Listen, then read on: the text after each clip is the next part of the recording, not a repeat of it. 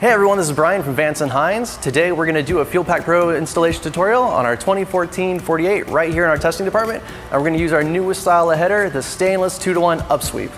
Alright guys, so we've raised the adjacent lift. We put this nice protective covering down to keep from damaging or marring the finish on our stainless 2-to-1 upsweep header system. We've got our Fuelpak Pro as well as a 7/8 inch wrench that we'll need to install the wideband sensors.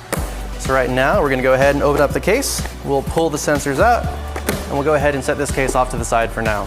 Nice thing about these sensors is direct from the manufacturer, they do have a protective cover on the sensors. So we'll go ahead, pull those off, set them to the side. They do have anti-seize direct on the threads, straight from the manufacturer. So if it's the first time you're installing this kit, you do not need to put any anti-seize on the threads. It's already been done for you. If it's the second, third, fourth, fifth time, if you've used this quite a bit, I would recommend every time after the first to go ahead and just put a little anti-seize on there to protect the sensors and the bungs in the header. In case that you do damage the sensors, we do offer replacement kits as well. So what we'll do then is we'll take the sensor. We've got our 18mm bungs natively in our header system here, and we'll just go ahead and thread them in and torque them down. Again, while I thread this into the bung, I will rotate the wire at the same speed to keep from binding or damaging the wiring inside the sensor. So we'll go ahead and take the rear, do the same thing, place it in, get it threaded, and twist it the same rate that you install the sensor. Torque it down.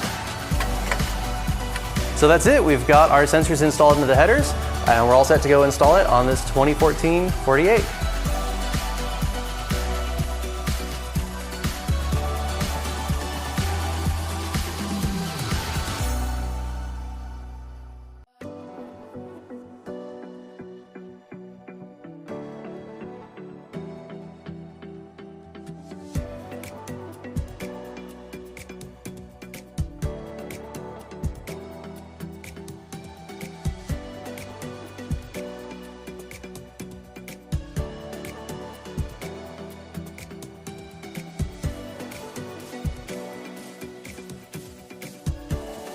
All right, so now that the header's been installed on the bike, we're gonna go ahead and hook up our Fuelpak Pro.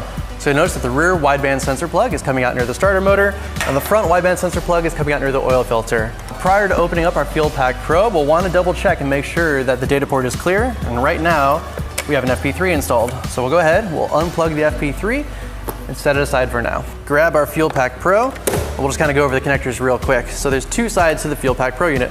One side for the bike's connectivity and connectivity to an FP3, and the other side for the widebands. Short wire goes to the rear sensor, and the longer wire goes to the front sensor. So what we'll do is we'll take this male connector here and we'll plug it directly into the motorcycle. Female connector is what we will plug our existing or new FP3 into, so we'll plug this guy back in right there. And now all we have to worry about are the widebands. Short wire goes to the rear sensor, and these are locking connectors, so you'll hear two clicks when we install it, the first for the connection and the second for the lock. Take the longer wire, go to the front sensor, same deal, two clicks, connection, lock. Now what we'll do is we'll just get this wiring all up and out of the way, kind of route it nicely, grab our FP3, and we'll hook up this whole thing to the side of the bike. If I were going to take this thing out on the road, what I would probably do is hook it up to a passenger peg if this bike had one, or I'd go somewhere more stable around the frame. But since we're just doing a quickie dyno session, up here is perfect. So that's it. That's how you install the Fuelpak Pro on a 48. Next step would be to drop this thing down. We'll roll over to the dyno room. We'll knock out a quick mapping session.